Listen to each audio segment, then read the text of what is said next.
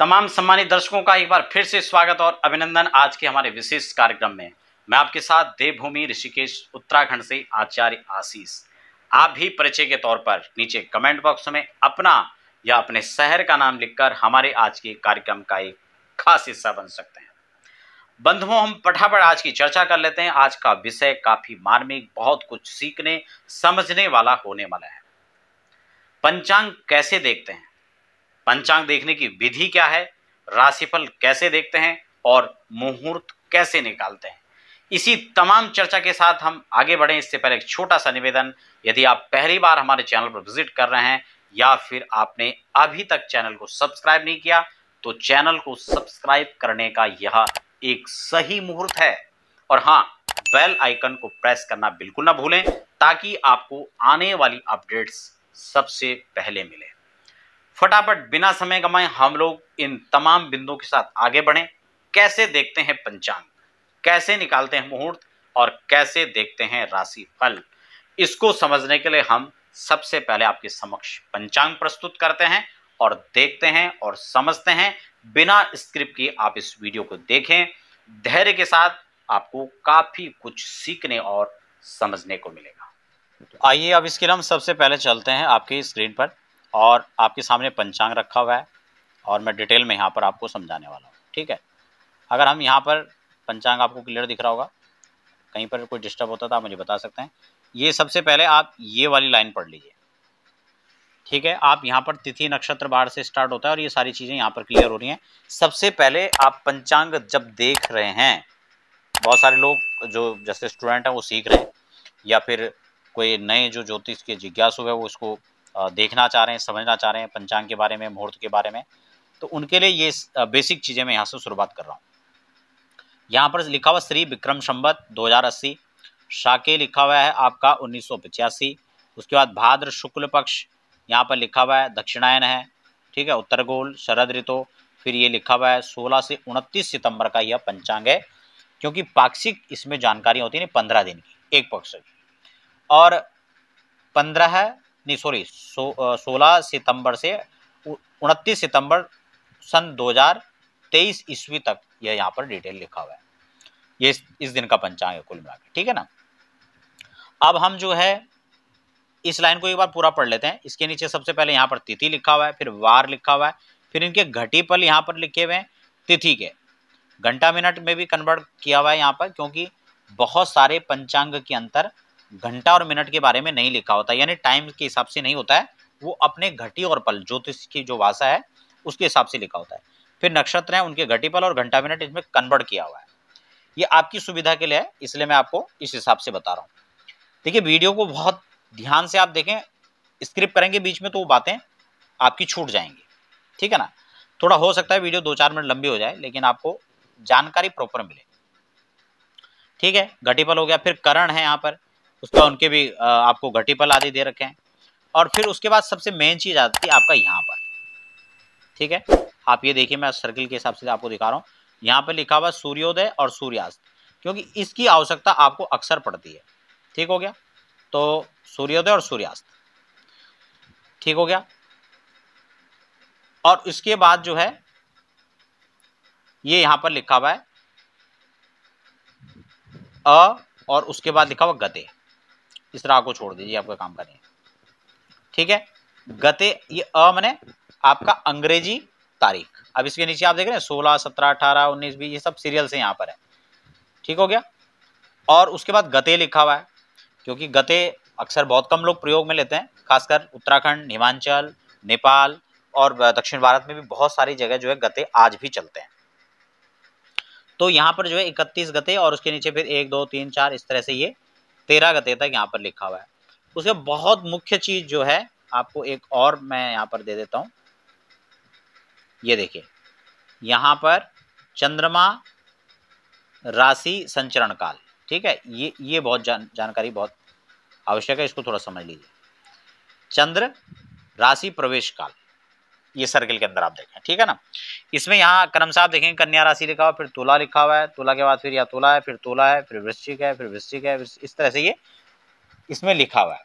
अब आप इसमें समझने की बात क्या है कि राशि जिस चंद्रमा जिस राशि में है वो राशि यहाँ पर इंगित की गई। जैसे कि आप 16 तारीख की जानकारी आप ले रहे हैं तो कन्या राशि पर चंद्रमा है। मुहूर्त का बेस भी ये होता है, क्योंकि जब हम मुहूर्त निकालते हैं किसी भी चीज के लिए, चाहे शिक्षण के लिए हो, चाहे आप गृह प्रवेश कर रहे हो, गाड़ी खरीद रहे हो, मुहूर्त आप निकाल रहे हो, तो आप क्या देखते हैं अपनी राशि के हिसाब से? चंद्रमा का संचरण काल। वो मैं आपको यही समझाता हूँ कि आपको एक कुंडली लेनी है और अपनी कुंडली तैयार करने के बाद अपनी जो राशि आपकी है, मान लो कि आपकी मेष राशि से, तो मेष से आपको कुंडली तैयार करनी है, तो लगन में आपकी मेष राशि आ जाएंगे। और जब आप क्रम से गिनती लिखेंगे तो यहाँ कन्या राशि है और कन्या राशि पर चंद्रमा होंगे, तो आपको 6 जहां पे अंक लिखा हुआ है वहां पे आपको अपना चंद्रमा गोचर का लिखना है। तब आप अपनी राशि से गिनेंगे तो छठे चंद्रमा आ जाएंगे। ठीक है, क्लियर हो गया होगा।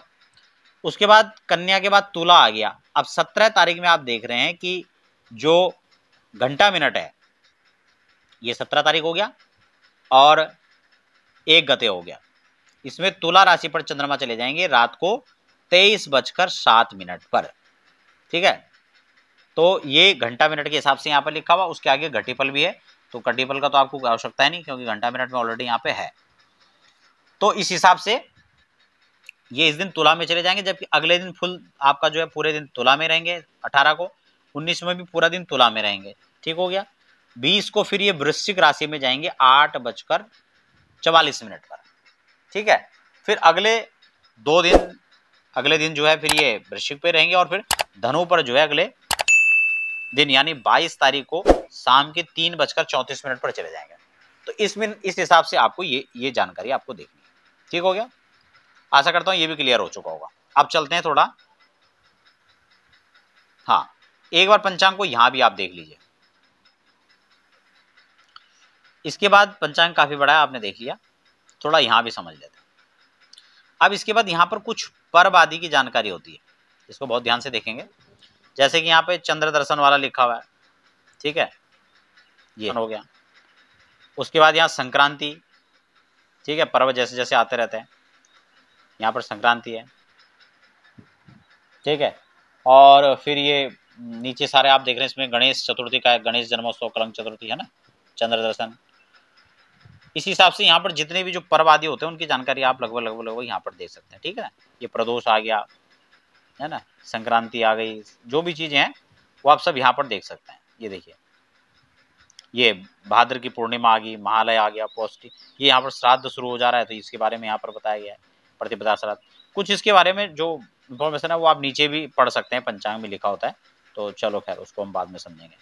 अब जो है एक और जो जानकारी पंचांग, यहाँ पर आप देखेंगे ये वाला पार्ट, यहाँ पर दैनिक, ये आप जो पढ़ रहे हैं यहाँ पर लिखा हुआ कि दैनिक लग्न सारणी लग्नों के समाप्ति काल सहित दे रखा है। ये बहुत मुख्य चीज है, ये वाला चैप्टर जो आप देख रहे हैं, क्योंकि हमें बहुत काम आने वाली चीज है। क्योंकि जब मुहूर्त आप निकालते हैं कोई भी, तो आपको ये चीज बहुत काम आने वाली है जो आपको यहाँ पर मैं बता रहा हूँ। ठीक है ना, क्योंकि इसकी आवश्यकता आपको बहुत बार पड़ेगी। क्योंकि इसको हम एक बार समझ लेते हैं। ठीक है ना, ये रेड मैंने कर दिया सर्किल, इसमें आप देख लीजिए। यहाँ पर सबसे पहले लगन लिखा हुआ है, फिर इसमें कन्या, तुला, वृश्चिक, धनु, मकर, यानी जो 12 प्रकार के लगन हैं वो यहाँ पर दिए हुए हैं। उसके बाद नीचे तारीखें लिखी हुई हैं, ये लिखा हुआ ता 16, 17, 18। ठीक है ना, तो 16 तारीख से स्टार्ट हो रहा है और ये जहां तक है वहां तक इसके बारे में बताया हुआ है।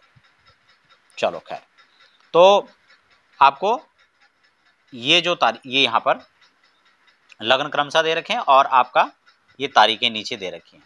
तो मान लो कि हमें 17 तारीख का लगन देखना है, तो 17 तारीख ये हुआ, और हमें मान लो उस दिन उदाहरण के लिए जैसे कि वृश्चिक लगन हमें गृह प्रवेश के लिए निकालना है, स्त्री लगन।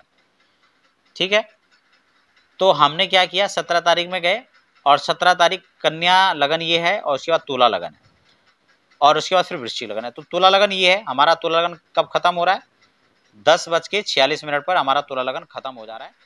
हाँ, तो इस प्रकार से जो है हमने जो बहुत मुख्य चीज़ आपको लगन की जो जानकारियाँ हैं वो यहाँ से आप प्रत्येक काम के लिए अपना लगन डिसाइड कर सकते हैं। ठीक है ना, ये पूरी तारीख यहाँ से दी गई है, यहाँ तक 29 तारीख तक। और कोई भी दैनिक लगन आपको निकालना है तो आप इस हिसाब से निकाल सकते हैं। वृश्चिक लगन का जो समय, मान लो कि गृह प्रवेश आपको करना है और वृश्चिक लगन आपको चाहिए, तो आपको 17 तारीख का ये जो लगन है ये यहाँ पर कब से स्टार्ट हो रहा है, तुला लगन कब खत्म हो जा रहा है, आपको ये देख लेना है कि तुला लगन हमारा 17 तारीख को 10:46 पर खत्म हो गया, यानी अब 10 मिनट के बाद 10:46 के बाद जो है हमारा वृश्चिक लगन प्रारंभ हो जाएगा और 1:05 तक हमारा वृश्चिक लगन रहेगा। तो अब आप इस बात को समझ गए होंगे कि हमें जब वृश्चिक लगन चाहिए तो हमें वृश्चिक लगन का टाइमिंग कहाँ से नोट करना है। ठीक है, ये बहुत काम की चीज है, बहुत जानकारी वाली चीज है जो आपके हमेशा हर चीज के लिए काम आएगा। ठीक है ना, मान लो आप गाड़ी खरीद रहे हैं, आप प्रॉपर्टी खरीदने जा रहे हैं, उन सब चीजों में हमें ये काम आएगा। 18 तारीख को हमें देखना है तो सेम वही 18 तारीख को तुला लगन हमारा 10:42 पर खत्म हो जा रहा है, जबकि 13:01 लिखा हुआ है, यानी 1:01 तक हमारा वृश्चिक लगन रहेगा। तो ये हमें क्या है कि ये पंचांग हमारा ऋषिकेश का है, तो ये हमें जो लगन हमने डिसाइड किया है ये हमारा ऋषिकेश के हिसाब से। ठीक है, ये आपको वहां के हिसाब से लगन सूर्योदय हिसाब से निकालना होता है, और अगर आपके तात्कालिक उसी शहर का पंचांग है तो आपको फिर कोई दिक्कत नहीं है। अगर उसमें ये लगन साधन है, दैनिक लगन सारणी उसमें है, तो आप इस हिसाब से उसको निकाल सकते हैं, कोई इसमें बड़ा काम नहीं है। ठीक है ना, जानकारी का सिर्फ यहाँ पर बात है, जानकारी अगर है तो आप इस हिसाब से इसको निकाल सकते हैं। ठीक हो गया। इसी प्रकार से 12 लगन है, सिंह लगन है ये। ठीक है ना, मेष यहाँ से कन्या से शुरू हो रहा है, कन्या, तुला, वृश्चिक, धनु, मकर, कुंभ, मीन, मेष, वृष, मिथुन, कर्क, सिंह। ठीक हो गया। चलो अब यहां से हटते हैं हम, अब चलते हैं पीछे। तो ये तो हो गया हमारा मुहूर्त निकालने का कॉन्सेप्ट और पंचांग देखने का। ठीक है ना, पंचांग देखने में भी आपको मैंने यहां तक बता दिया है कि ये प्रतिपदा से लेकर के और पूर्णिमा तक का पंचांग है, इसमें बार लिखे हुए हैं। और एक चीज यहां पर थोड़ा सा फिर दोबारा मैं आपको समझा देता हूं, जैसे यहां पर ये तिथियां हैं और तिथि के बाद बार लिखा हुआ है, उसके बाद ये घटीपल लिखा हुआ है, तो ये घटीपल जो है तिथि के है। ठीक है ना, उसके बाद घंटा मिनट है ये वाला। ठीक है, ये राउंड के अंदर आप देख लीजिए गोल सर्किल में, मान लो कि हम 1 तारीख की बात कर रहे हैं, तो सॉरी 2 तारीख की बात कर रहे हैं, 2 तिथि की, द्वितीया की। तो यहाँ पर घटीपल क्या है 12:42 और घंटा मिनट 11:09। तो 11:09 तक जो है ये हमारा द्वितीय तिथि रहेगा। उसके बाद हस्त नक्षत्र है, तो हस्त नक्षत्र कब तक रहेगा वो भी हमें यहाँ पर लिखा हुआ है। घटीपल है, घंटा मिनट है, तो 10:02 पर हमारा ये रहने वाला है। तो इस हिसाब से हम जो है इसको देख सकते हैं। तो आपको समझ में आ रहा होगा बात लगभग। ठीक हो, अब चलते हैं एक बार नीचे। अब यहां पर जो है एक कुंडली दी हुई है,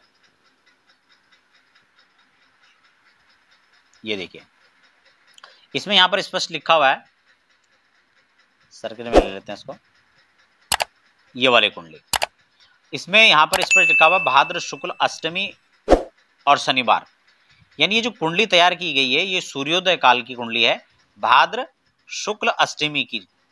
इस कुंडली के अंदर ये लगभग साप्ताहिक एक कुंडली होती है और एक सप्ताह भर की जो ग्रहों की सिचुएशन है वो अन्य ग्रह चंद्रमा को छोड़ के, क्योंकि चंद्रमा तो 2-2.25 दिन में बदल जाएंगे, उसके अलावा जो ग्रह हैं वो स्थितियां ये रहेंगी। आपके उस दिन के सूर्योदय काल का जो लगन है वो कन्या लगन है, और इस प्रकार से सारी राशियां यहाँ पर लिख दी हैं, और चंद्रमा इस दिन धनु राशि पर रहेंगे, ये आप देख रहे हैं। इसी प्रकार से मान लो कि आपकी कन्या राशि है ना, तो आपका 1, 2, 3, 4 ये आपके चंद्रमा चौथे हो गए। तो अब जो है कन्या राशि वाले इस दिन मुहूर्त नहीं कर पाएंगे, क्योंकि आपका चौथे चंद्रमा है। अगर जिस दिन शनि वाले राशि में यानी मकर राशि में चंद्रमा होंगे उस दिन छठा होगा। जिस दिन आपका 8वें में चंद्रमा यानी मेष राशि पर चंद्रमा होंगे उस दिन कन्या के लिए नहीं होगा। और जिस दिन ये 12वां भाव यानी आपका सिंह राशि पर होगा तो उस दिन भी नहीं होगा। यानी आपकी गोचर राशि से एक राशि पीछे में भी होंगे चंद्रमा गोचर के, तब भी राशि आपके लिए मुहूर्त नहीं है। चौथे में होंगे तब भी नहीं, और 8वें में होंगे तब भी नहीं। 4, 8, 12 इन भाव में गोचर का चंद्रमा निषिद्ध माना जाता है। ठीक हो गया, ये कुंडली आपको समझ आ गया है। ठीक है, आगे बढ़ते हैं।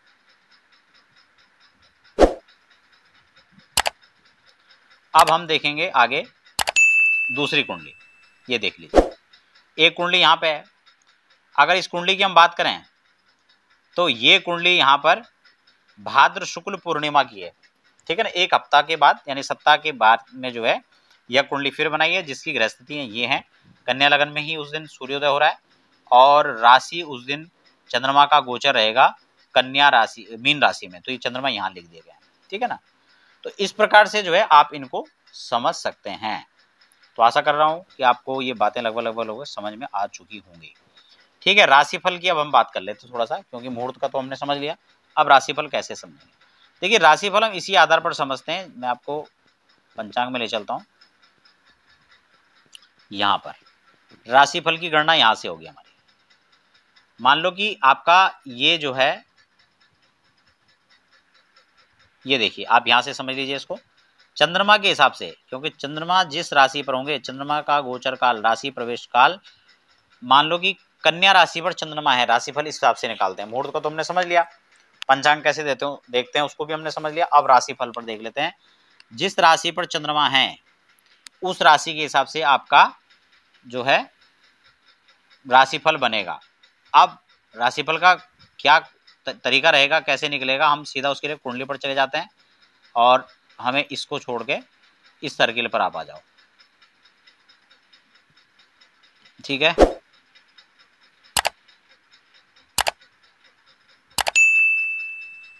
अब हम जो है इस सर्किल पर इस कुंडली में आ जाते हैं। अब दो चीजें हमें देखनी है, एक तो यहाँ और एक यहाँ। यहाँ पर क्या है, मान लो कि आपकी कन्या राशि है, ठीक है, और कन्या राशि पर ही आज चंद्रमा रहेंगे। तो आपके इस कुंडली के हिसाब से आपकी कन्या राशि है, तो आपने कुंडली बनानी कन्या राशि के हिसाब से। तो 6 7 8 9 10 11 12 ये 5 तक आपने इसमें लिख दिए। कोई भी राशि है, आपकी सिंह राशि है तो आप यहाँ पर 6 लिखेंगे, आपकी मीन राशि तो यहाँ पर 12 लिख लेंगे। इसी प्रकार से ये चार्ट बन जाएगा और आपकी कुंडलियां बन जाएंगी। अब हमें गोचर के चंद्रमा लिखने हैं, जैसे कि आपका 16 तारीख की राशिफल आपको देखना है कि 16 तारीख में हमारी राशि के लिए शुभ रहेगा या खराब रहेगा। तो आपने 16 तारीख में कन्या राशि के चंद्रमा है, तो आप इस कुंडली में देख लीजिए, इसमें तो मीन राशि में चंद्रमा बैठे हुए हैं। लेकिन अगर आपकी कन्या राशि है और कन्या राशि में ही चंद्रमा है तो आप इसी राशि पर यानी 6 पर ही आप चंद्रमा को लिख लेंगे। और अब आपके गोचर के चंद्रमा आपके लगन पर होंगे, यानी आपके फर्स्ट हाउस के अंदर होंगे। तो फर्स्ट हाउस के अंदर जब भी चंद्रमा होते हैं वह शुभ माना जाता है। अब वो विषय बहुत अलग है कि अगर हम डिटेल में जाएंगे तो वहां पर किन किन बातों के लिए शुभ है, किन किन बातों के लिए मध्यम है, वो बहुत थोड़ा डिटेल का विषय हो जाएगा। अगर आप चाहेंगे तो मुझे कमेंट बॉक्स में लिखें, मैं आने वाले वीडियोस के अंदर आपको इन्फॉर्मेशन भी दूंगा कि किन किन चीज़ों के लिए हम कैसे विचार करते हैं। वो पर्टिकुलरली एक राशि फल के लिए वो वीडियोस लगभग समर्पित रहेगा। तो आप समझ रहे हैं, अगर मेष राशि पर है तो मेष राशि के लिए शुभ, ये खासकर धन, आपके तन मन और धन तीनों भाव के लिए यह शुभ कारक रहेगा लगन में। अब हम चौथे भाव पर रहेंगे, फोर्थ हाउस के अंदर जहां 9 लिखा हुआ है। मान लो कि आपकी कन्या राशि है और आप उस दिन गोचर के चंद्रमा धनु राशि पर हैं या फिर मेष राशि पर हैं या फिर सिंह राशि पर हैं, तो ये आपकी राशि से चतुर्थ, अष्टम और द्वादश हो जाएंगे, यानी ये दिन आपके लिए अच्छा नहीं होगा।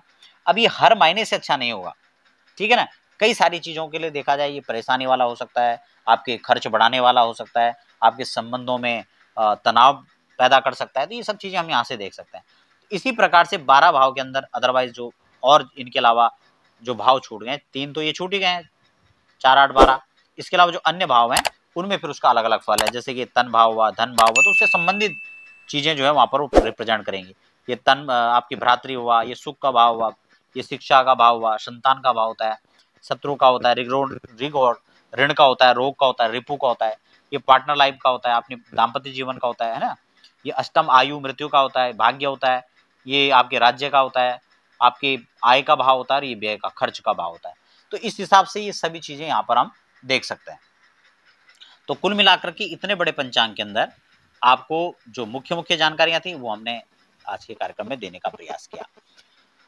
तो आशा करता हूँ वीडियोस आपको अच्छी लगी होगी और इससे संबंधित कोई प्रश्न आपके मन में उठते हैं तो आप मुझे कमेंट बॉक्स में लिख सकते हैं और जो सीरियस व्यूअर होते हैं हम उनके निश्चित रूप से उनका हेल्प भी करने का प्रयास करेंगे।